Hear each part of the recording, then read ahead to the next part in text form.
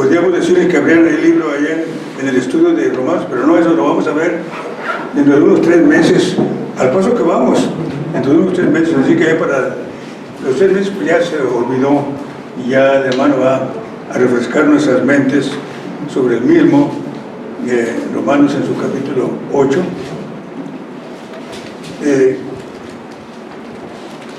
La ciudadanía de Roma, o la gente que componía a los romanos para aquel tiempo, lo formaban 3 formas de pensar, y Pablo fue comisionado por Dios para ejercer su ministerio entre los gentiles, ¿verdad? Y vio ahí una puerta abierta muy buena para visitar a los hermanos en Roma y darle más fuerza a la comisión que el Señor le había encomendado de que fuera un siervo que el Señor utilizara para que muchos gentiles vinieran al Señor Jesús. Y la población romana se componía de 3 tipos de gentes que ustedes ya lo han oído varias veces: judíos, greco-romanos y cristianos. Eso es lo que formaba la sociedad allá en Roma. El Evangelio de Roma llegó después de que varios hermanos de Roma, la iglesia que ya se había, que tenía judíos, estos influyeron para que fueran diferentes esos tipos de gentes allá a la fiesta de Pentecostés y escucharan el mensaje en el propio idioma que había en Roma, que por supuesto era más fuerte el griego, porque era una colonia greco-romana. Alejandro el Grande fue el que conquistó Roma y engrandeció este imperio hasta Egipto, hasta Alejandría, donde se fundó más tarde aquella gran biblioteca, la biblioteca más grande que hay en el mundo, y que se llama ese lugar Alejandría en honor de Alejandro el Grande, un general joven con mucha experiencia y con mucho poder para dominar Alejandro el Grande. Así que él logró que se impusiera ahí la cultura greco-romana. Y entonces Pablo aprovecha esa oportunidad, pero antes de ir manda esta carta, porque él supo de que habían ido unos romanos a la fiesta de Pentecostés, judíos que vivían en Roma y que tenían influencia sobre otros, y los llevaron también allá a Roma, y en Roma escucharon a predicar el Evangelio en el idioma griego, ¿verdad? Y luego llevaron a Roma la vida de la iglesia, fundaron una iglesia muy bonita con esos 3 tipos de pensamiento que Pablo observa en su primera carta, digo, en la carta de los romanos, en los capítulos que estamos considerando ahorita. Por eso ahí habla de los judíos y habla de los griegos, que eran los moralistas de la época, porque lo que sea de cada quien, Alejandro el Grande, griego, que llegó el imperio griego allá, era de una moral muy fuerte. Se cuenta que una vez uno de sus soldados pues se le ocurrió andar tomado, y entonces lo reprendió. ¿Cómo andas tú tomando en una época en que tenemos grande responsabilidad? Que no debes considerar que debemos ser correctos. A propósito, ¿cómo te llamas? Y le dice el soldado: Alejandro. ¿Alejandro? ¿Te llamas Alejandro? Bueno, o cambias de vida o cambias de nombre. Y así dice el Señor a nosotros: o cambias de vida o cambias de nombre. ¿Te llamas cristiano? Bueno, o cambias de vida o cambias de nombre, ¿verdad? Eso se aplica ya para que ustedes y yo vivamos una vida cristiana de acuerdo como el Señor lo indica en su palabra bendita.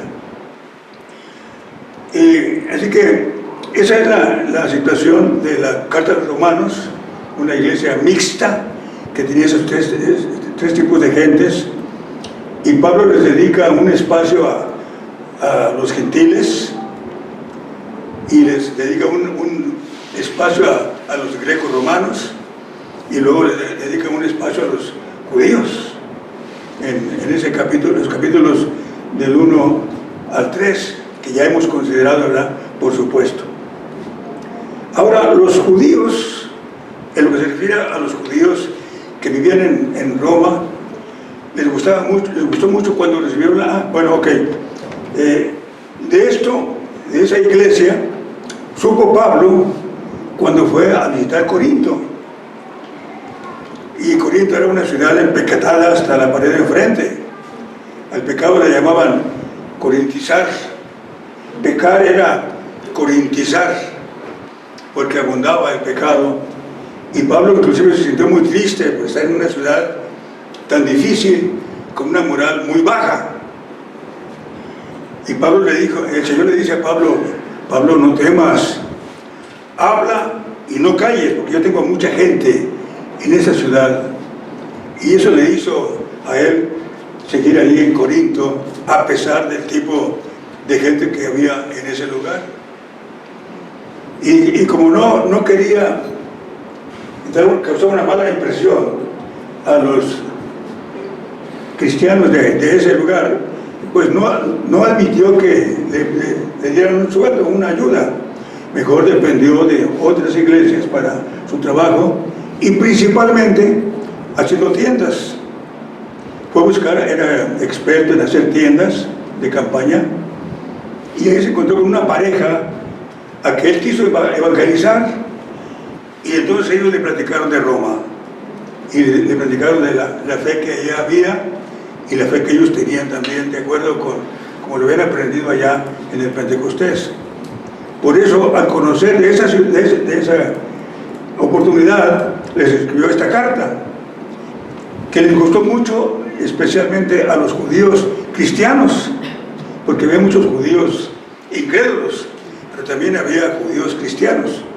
Muchos judíos, después de que el Señor Jesucristo resucitó, creyeron al fin en Cristo Jesús, después de que no lo aceptaban, porque no estaban de acuerdo en que un hijo de Dios, que un Mesías, pues se prestara para que lo trataran mal, como lo hicieron allá en Isaías 53, que lo despreciaron.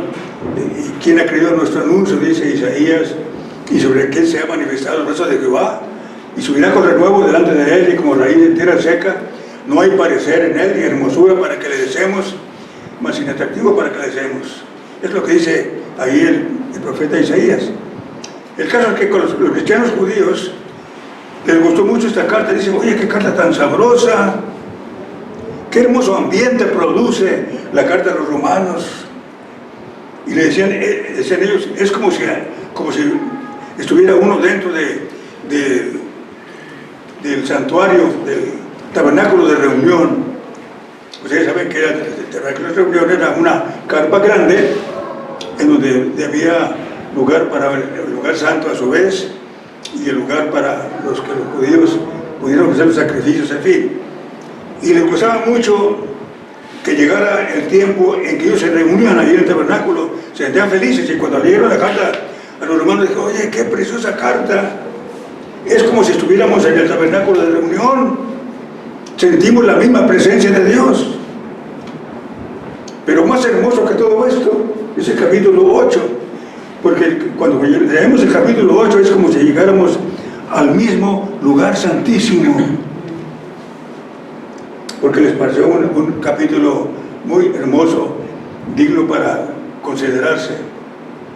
Y de ahí pues quiero que platiquemos un poquito, hermanos, acerca de este pasaje tan hermoso como es la carta a los romanos. ¿Sí tienes el pasaje, verdad, hijo? Sí. Ok. Aunque se tiene su Biblia, mejor, por supuesto. Y empieza diciendo el pasaje: ahora pues, ninguna condenación hay para los que están en Cristo Jesús. Y quiero, hermano, que avances al versículo 34. Pero grabemos esto: ahora pues, ninguna condenación hay para los que están en Cristo. Y luego en el 34 dice, 33 dice: ¿quién acusará a los escogidos de Dios? Dice, y no hay ninguna condenación para los que están en Cristo. Y luego brinca hasta el 33 y dice: ¿quién acusará a los escogidos de Dios? Si Dios es el que justifica. ¿Quién condenará si Cristo es el que murió? Más aún el que también resucitó, y el que además está a la diestra del Padre y que también intercede por nosotros, dice ahí en el texto. Así que, tomando en cuenta esos versículos, hermanos, primero, la primera parte del versículo 1 y esos dos, descubrimos por qué el autor dice: ninguna condenación hay para los que están en Cristo Jesús.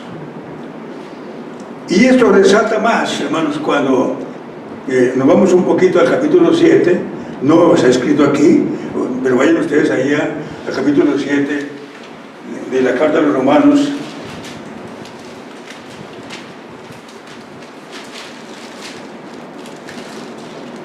Capítulo 7, versículos del 7 en adelante. ¿Qué pues diremos? ¿La ley es pecado? En ninguna manera. Pero yo no conocía el pecado, sino por la ley, porque tampoco conociera la codicia, si la ley no dijera: no codiciarás. Mas el pecado, tomando ocasión con el mandamiento, produjo en mí toda codicia, porque sin la ley el pecado está muerto. Y yo, sin la ley, vivía en un tiempo, pero venido el mandamiento, el pecado revivió y yo morí. Y está hablando en primera persona, está refiriéndose a él mismo.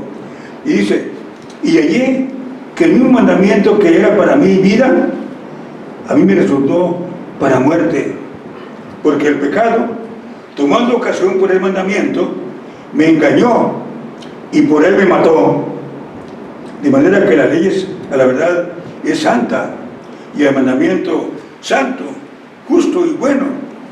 Luego lo que es bueno vino a ser muerte para mí, en ninguna manera, sino que el pecado, para mostrarse pecado, produjo en mí la muerte por medio de lo que es bueno, a fin de que por el mandamiento el pecado llegase a ser sobremanera pecaminoso. Porque sabemos que la ley es espiritual,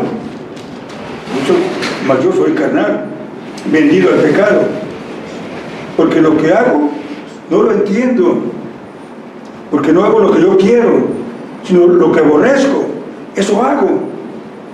Y si lo que no quiero, esto hago, apruebo que la ley es buena, de manera que ya no soy yo quien hace aquello, sino el pecado que mora en mí. Y miren exactamente lo que dice enseguida: yo sé que en mí, esto es, en mi carne, no mora el bien, porque el querer el bien está en mí, pero no el hacerlo. Porque no hago el bien que quiero, sino el mal que no quiero, eso hago.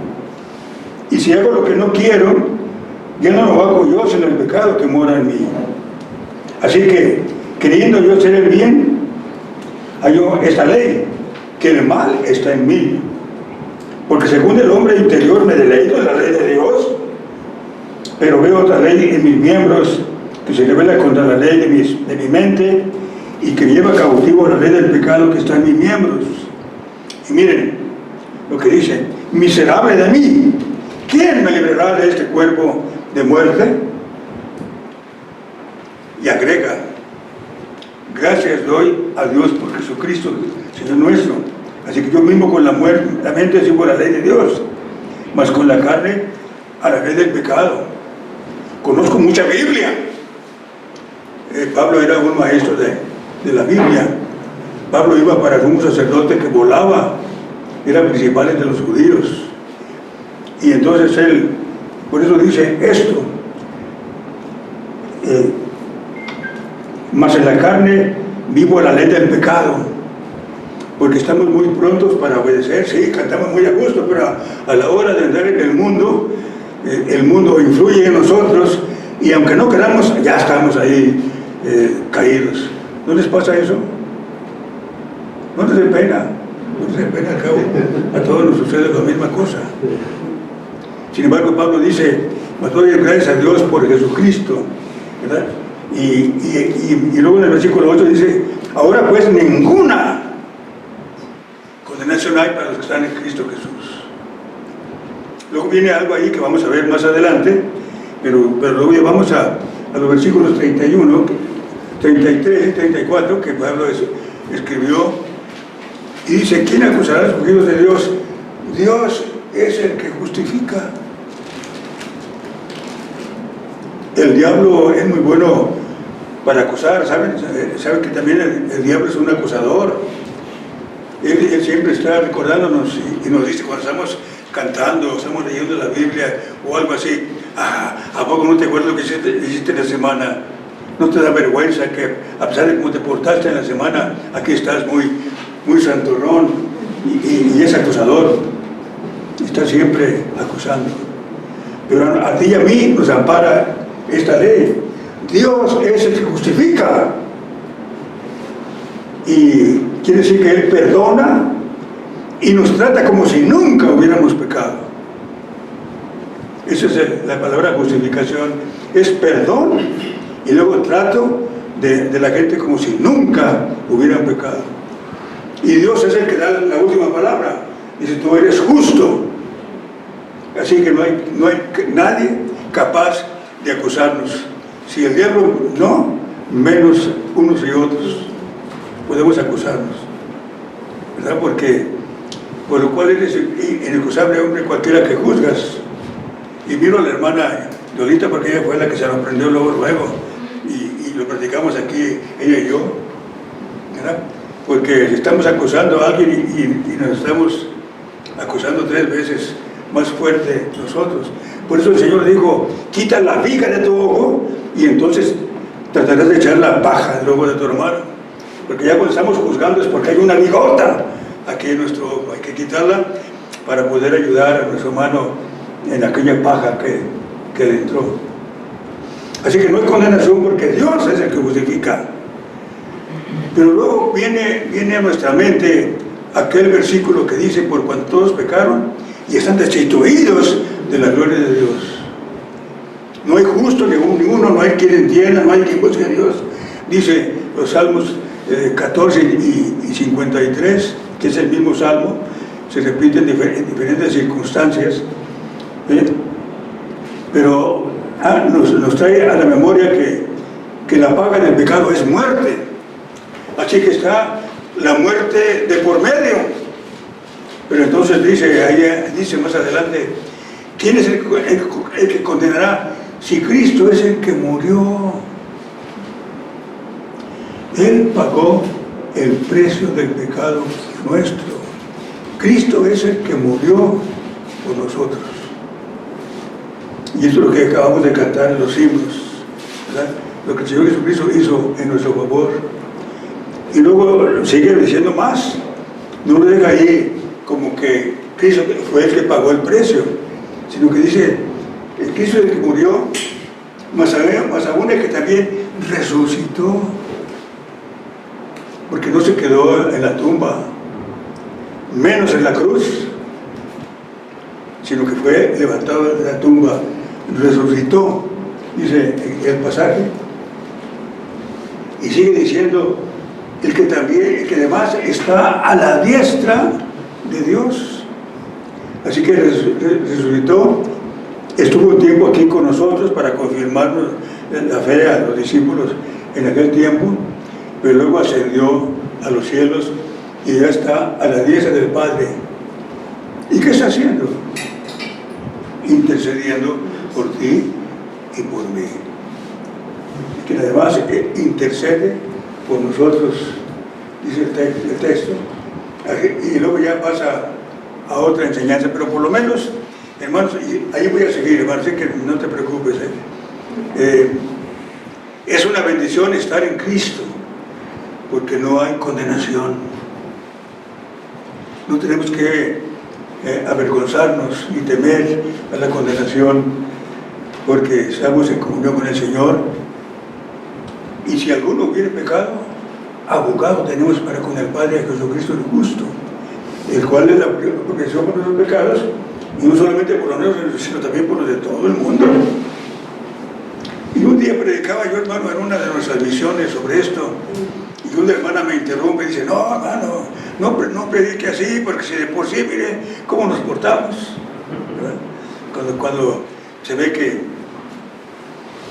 que al contrario, como que se aumenta la gracia cuando viene el pecado y Dios nos perdona, la gracia aumenta. No predique eso, hermano, pero vamos a predicar lo que dice la Biblia, ¿verdad? Por supuesto.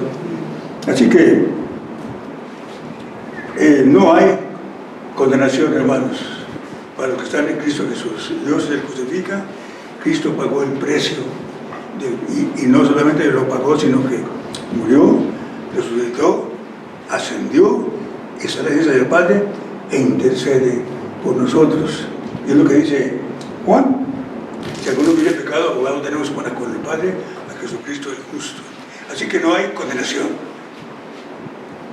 Y estando en el seminario, hermanos, cuando el maestro hablaba acerca de este capítulo, dijo, no hay condenación, pero también vemos en la Biblia que no hay separación. Dice, ¿quién nos separará del amor de Cristo? No hay separación. Esa bendición de ser justificados y ser comunión con Dios, no hay nada que nos separe de Él. Es lo que dice en el versículo 35, ¿quién nos separará del amor de Cristo? Y menciona enseguida aquellas cosas que podían influir para que la gente se apartara, sobre todo en aquella época donde era difícil ser cristiano. Ahora ya no es tan difícil ser cristiano. Entonces era muy difícil ser cristiano, porque cuando una persona se declaraba cristiano era como si firmara su sentencia de muerte. Iban a acabar con él cuanto antes.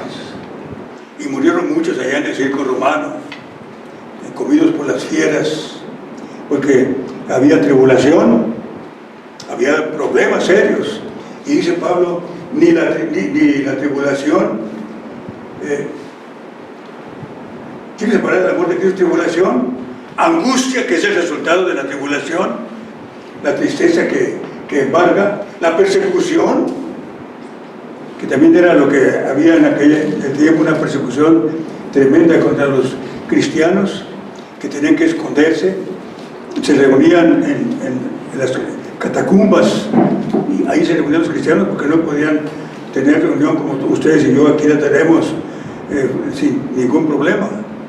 Allá se reunían y alguien estaba ahí en la puerta, aguas, ¿verdad? Porque venía la persecución. Pero ninguna de esas cosas nos podrá apartar del amor de Dios, dice el Señor. ¿Peligro o espada? No. Y agrega ahí un texto, Pablo, muy valioso, como está escrito, por causa de ti somos muertos todo el tiempo, somos contados como ovejas de matadero. Por causa de ti somos muertos, somos contados como ovejas del matadero. Así era en aquellos tiempos de difícil. Y agrega, fíjense qué interesante, antes, en todas esas cosas, ¿cuáles cosas? Pues la persecución, el peligro y la espada y todas esas cosas, las amenazas, todos esos, no nos perjudican, al contrario nos ayudan, dice el texto. Antes de todas esas cosas somos más que vencedores por medio de aquel que nos amó. Todo esto era un ejercicio espiritual para aquellas gentes, y lo son las pruebas que ustedes y yo también a veces tenemos, nos ayudan en las pruebas. Vamos a verlo un poquito más adelante. Y dice, después, estoy seguro que ni la muerte, ni la vida, ni ángeles, ni principados,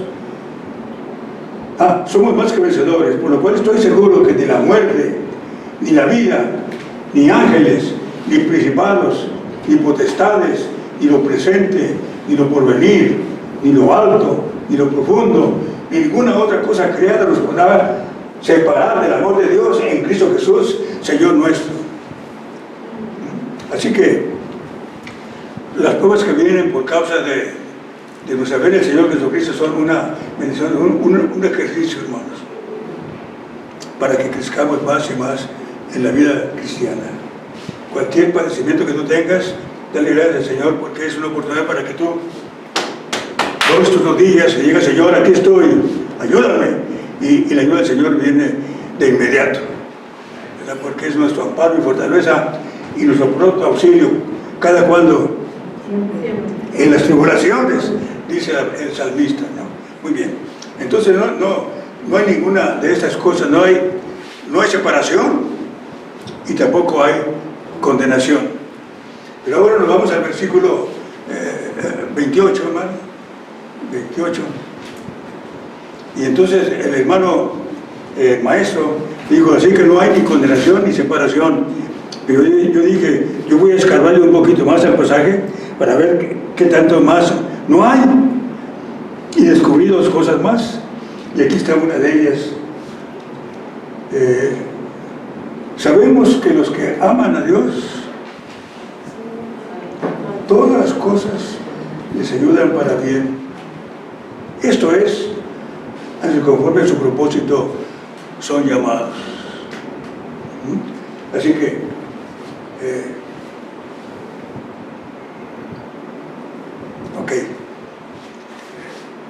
no hay, lo que yo le puse aquí a ese pasaje es: no hay confusión, no hay pregunta, ¿por qué me pasa esto? No, estamos tranquilos sabiendo que el Señor tiene sus planes hermosos.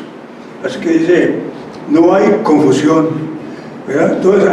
Al contrario, todas esas cosas nos ayudan en nuestro crecimiento espiritual. Y luego descubrimos más adelante en ese versículo que los planes del Señor son eternos, son excelsos y muy bonitos. Pues vamos allá al pasaje, hermano, por favor, 28 y luego 29. Porque los que antes conoció, también los predestinó para que fuesen hechos conformes a la imagen de su Hijo, para que sea primogénito entre muchos hermanos. Y a los que predestinó, a esos también llamó. Y a los que llamó, a esos también justificó. ¿Y ahí le queda todo? ¿O hay más? Y a los que justificó, a esos también glorificó. Son cosas que el Señor nos concede juntamente con la prueba, hermanos.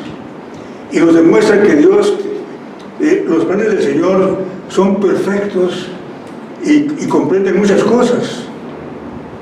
Hay una doctrina que a veces nos divide un poquito en nuestra forma de pensar entre nosotros y otras denominaciones que piensan, por ejemplo, en la caída de la gracia, ¿verdad?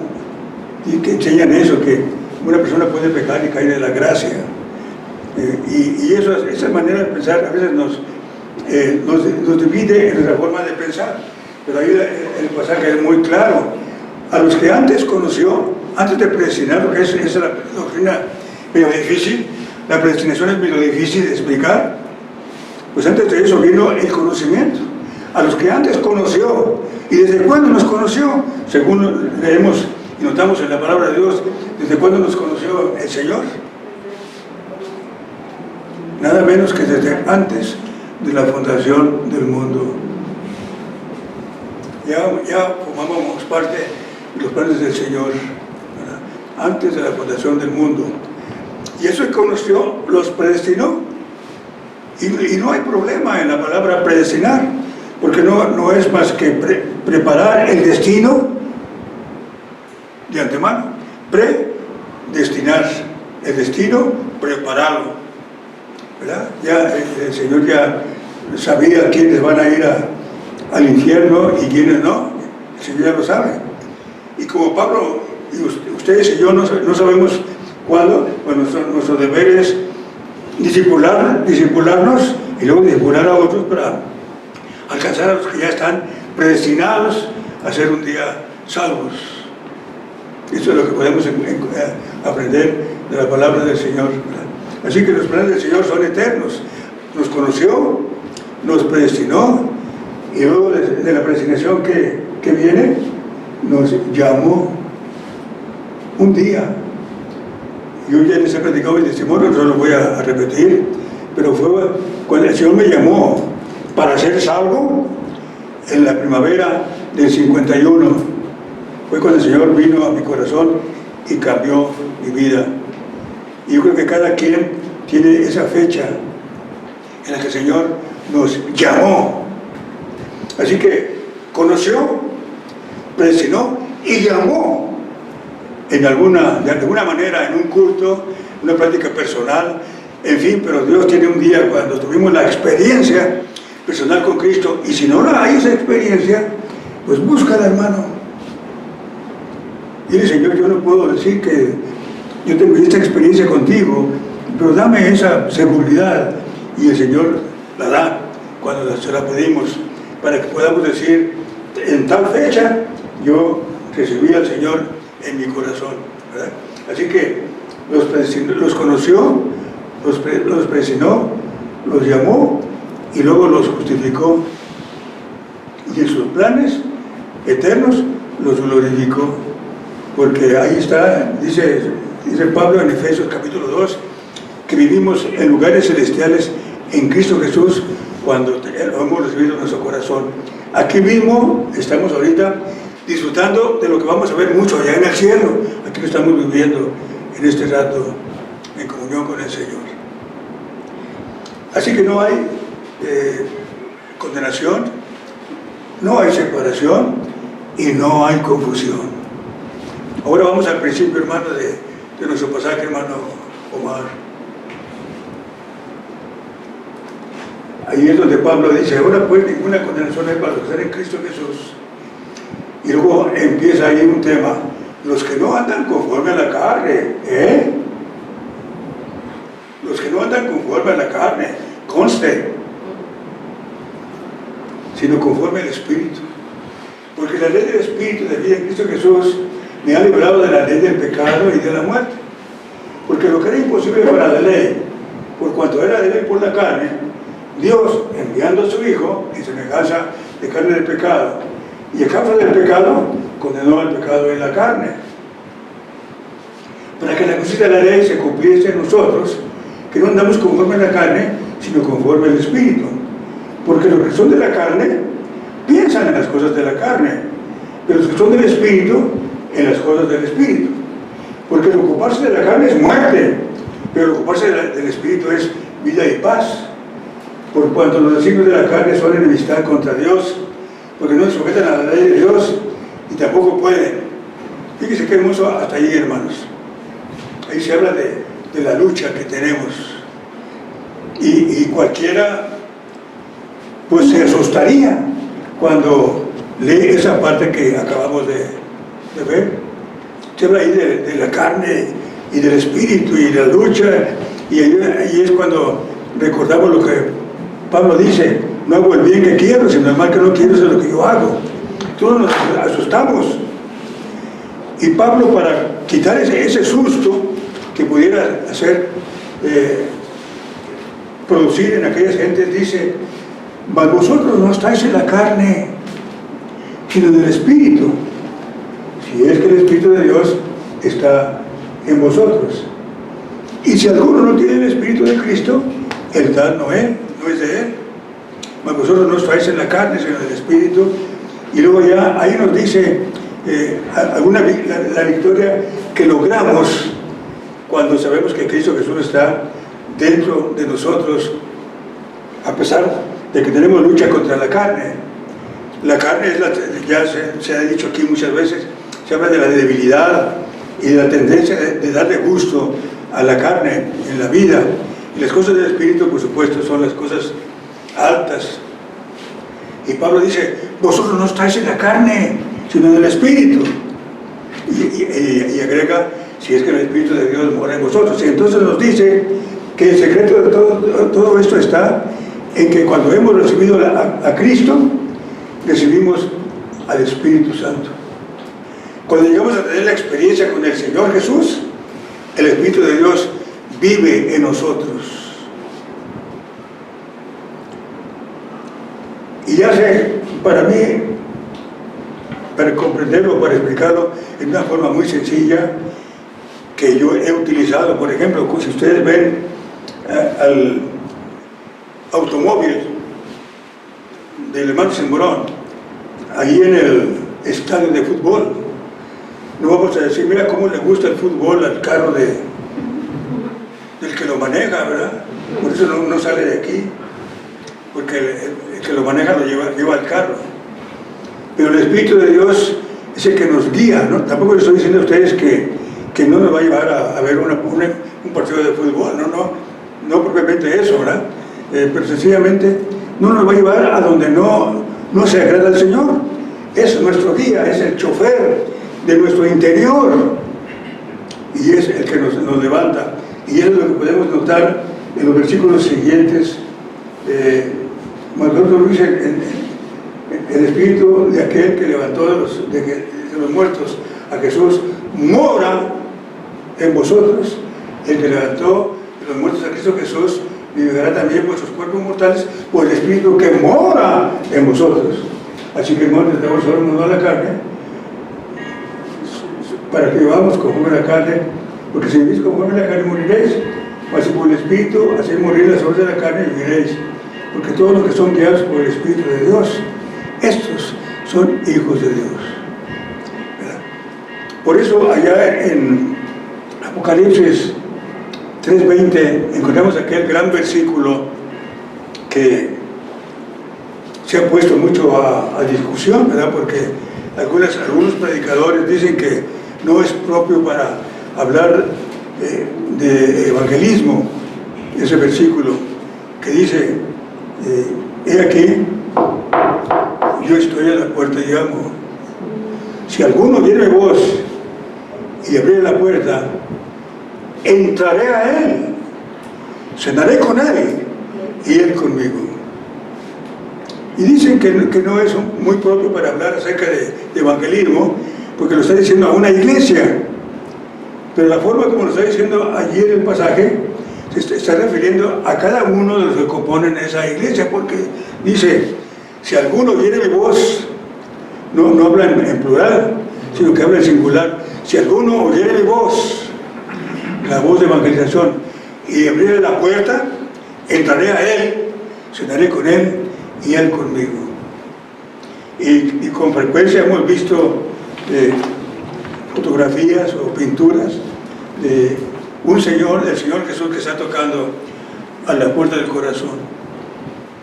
La puerta a que se refiere no tiene manera de abrirla por fuera, tiene que abrirse por dentro. Por eso el Señor llama, he aquí estoy a la puerta y llamo. Si alguno oyere mi voz y abriere la puerta, entraré a él, cenaré con él y él conmigo. Esto me dice, hermanos, que no hay corrupción, porque el Espíritu Santo está dentro de nosotros y nos va a llevar a donde Él nos indique, más que a lo que nosotros tenemos alguna inclinación, ¿verdad? A lo que Él nos indique, al culto, a leer la Biblia, a visitar a alguien para hablar acerca del Señor Jesús. En fin, Él nos va a guiar, Él nos va a decir a dónde ir. Como Pablo le indicó que fuera a Roma, de donde él sabía que había una iglesia que necesitaba de su influencia para que ellos pudieran crecer más y más en la vida cristiana. Así que, ¿qué cosas no hay para los que están en Cristo? ¿Qué no hay, Yanita? Primero, corrupción. Condenación, corrupción. No hay condenación. Quiten la lente para que yo les pueda oír. Más cuando me contesten, luego se lo ponen si quieren. Corrupción. Condenación. ¿No hay qué? ¿No hay corrupción? Corrupción. condenación. Bueno, pero empezando con el versículo 1, Condenación. Condenación. no hay condenación, no hay condenación, Condenación. no hay No separación, hay separación. no hay confusión No hay confusión. y no hay corrupción. Estamos llamados para ser victoriosos en Cristo Jesús. Pónganse en pie, hermanos, y oramos.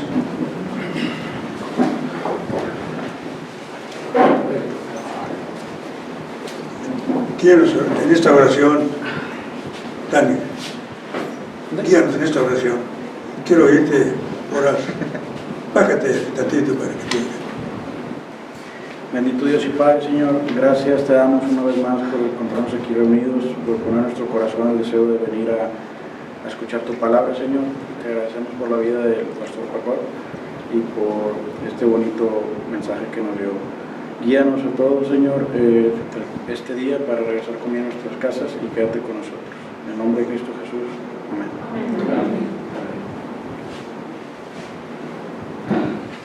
Amén. Bien. Ya no les digo más de 8 porque ya tiene más que decirnos el hermano cuando lleguemos allá dentro de 3 meses. Al paso que vamos. Dios los bendiga, hermanos. Vamos a estar en pie para entonar un último canto. Gracias. Señor.